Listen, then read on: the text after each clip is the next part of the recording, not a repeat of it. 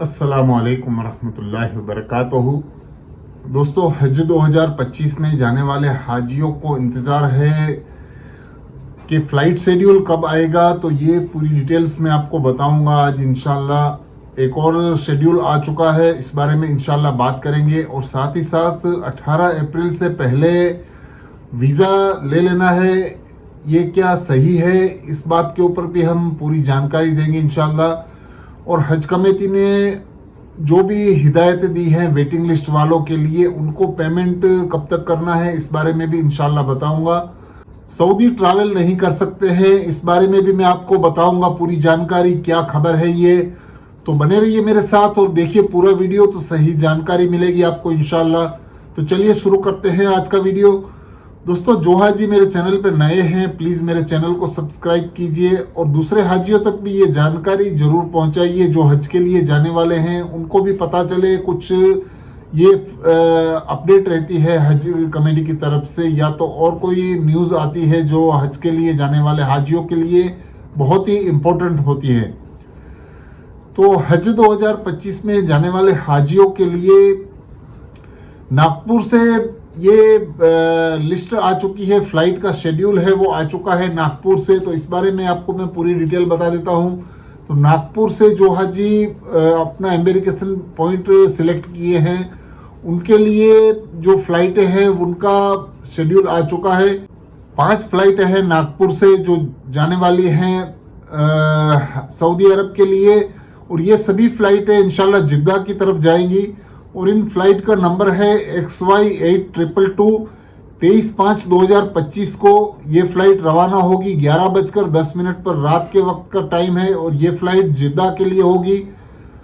और इस फ्लाइट के वापसी आने का टाइम है वो है मदीना शरीफ से XY9144। 30/6/2025 को ये फ्लाइट सुबह 8 बजे मदीना शरीफ से वापसी होगी। और इन हाजियों को 38 डेज रहने को मिलेगा वहां पर पूरे हज के टूर के अंदर में।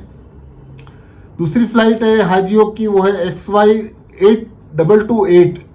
ये फ्लाइट 25/5/2025 को रात को 11:20 पर है।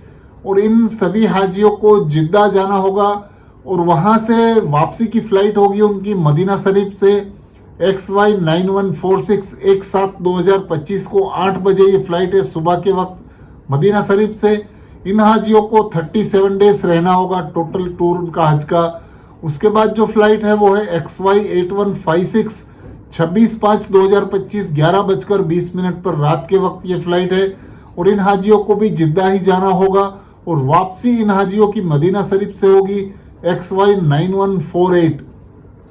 1/7/2025 को ये फ्लाइट मदीना शरीफ से वापसी करेगी। रात को 11:25 पर वक्त है इस फ्लाइट का। और इस फ्लाइट के हाजी टोटल 37 डेज रहेंगे इंशाल्लाह।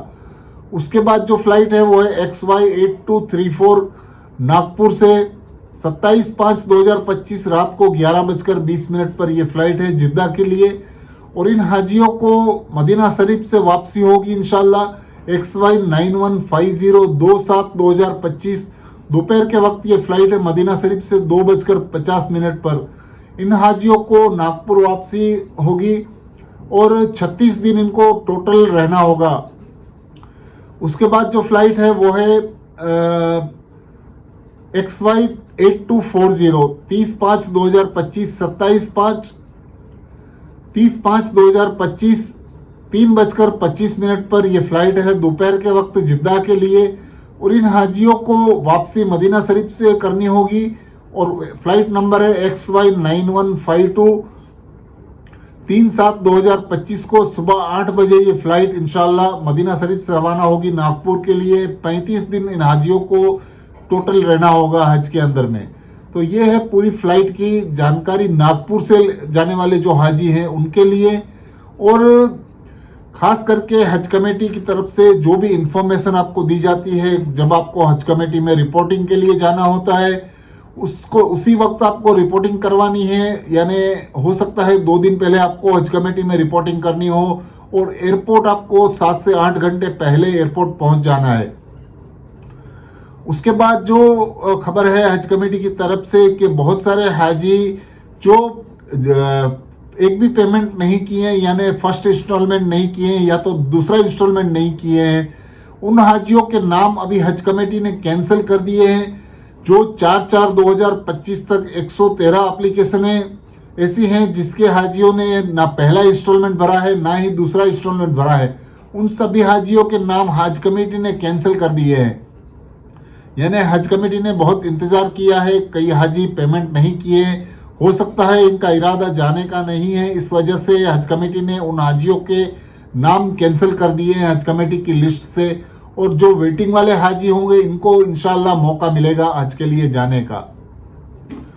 और दूसरी खबर यह है कि जो 38 नंबर का सर्कुलर नंबर हज कमेटी ने अनाउंस किया था कल, उसके बारे में मैं आपको बता देता हूं कि हज कमेटी ने जो 38 सर्कुलर जारी किया उसके अंदर में वेटिंग लिस्ट वालों के लिए सिलेक्ट हुए, चौथी वेटिंग लिस्ट है, उसके अंदर में बहुत सारे हाजी सिलेक्ट हुए। उसके ऊपर मैंने कल वीडियो बनाया था, वीडियो नंबर है 151, वो आप जाके देख सकते हैं पूरी डिटेल से उसके अंदर में।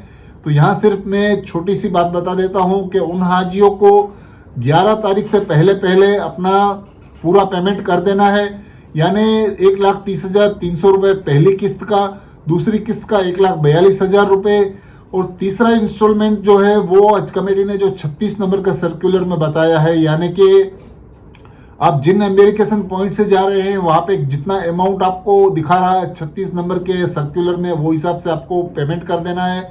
और आपने अगर कुर्बानी सिलेक्ट की है तो उसको भी आपको साथ ही साथ पेमेंट कर देना है। जो कुर्बानी की अमाउंट है वो मेरे ख्याल से 16,600 रुपये कुछ है, तो उसको भी आपको साथ में ऐड कर देना है। और आखिरी तारीख पेमेंट करने की 11 अप्रैल है, उससे पहले पहले आप पेमेंट कर दीजिए। और डॉक्यूमेंटेशन जो आपको हज कमेटी ने पहले ही जब भी सभी हाजियों को बता दिया था वो हिसाब से ही आपको डॉक्यूमेंट जमा कराने हैं।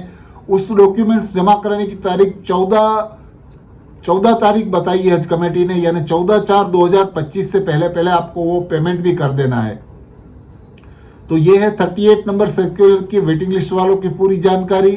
और एक इम्पोर्टेंट खबर यह है कि बहुत सारे हाजी सवाल करते हैं कि क्या 18 अप्रैल से पहले पहले हमको वीज़ा ले लेना है हज के लिए। तो उसके लिए आपको बिल्कुल बेफिक्र रहना है, आपको उसके लिए कोई भी ज़रूरत नहीं है वीज़ा के लिए, या तो आपको उसके लिए कुछ भी घबराने की ज़रूरत नहीं है, क्योंकि ये काम हज कमेटी की तरफ से होगा। वीज़ा हज कमेटी आपको ला के देगी और उसकी जिम्मेदारी पूरी हज कमेटी की है, आपको उसके अंदर में बिल्कुल भी कुछ भी करने की ज़रूरत नहीं है। बहुत सारे हाजी सवाल करते हैं कि 18 तारीख से पहले वीज़ा ले लेना है, तो ऐसा आपको आपके लिए नहीं है। तो हज कमेटी से जो हज के लिए जा रहे हैं उनके लिए वीज़ा की बिल्कुल फिक्र नहीं है, वीज़ा की पूरी प्रोसेस हज कमेटी ही आपको करके देगी, यानी वीज़ा आपका हज कमेटी की तरफ से ही आएगा, उसके लिए आपको बिल्कुल भी कुछ भी टेंशन लेने का नहीं है। क्या हमको सऊदी में ट्रैवल का अलाउ नहीं है?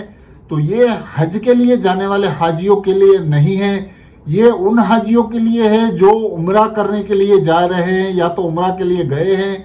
उनको सऊदी अरब की तरफ से गाइडलाइंस में बता दिया गया है कि 28 अप्रैल तक आपको सऊदी अरबिया छोड़ देना है, यानी 28 अप्रैल से पहले पहले आपको उम्रा करके, या तो आप किसी भी काम से सऊदी गए हैं, मक्का शरीफ में हैं, तो वहाँ से आपको वापसी कर लेनी है। उसके बाद आपको सऊदी गवर्नमेंट वीज़ा नहीं देगी, और अगर आपके पास वीज़ा है तो भी वो वैलिड नहीं होगा, क्योंकि हज का वक्त शुरू हो जाता है।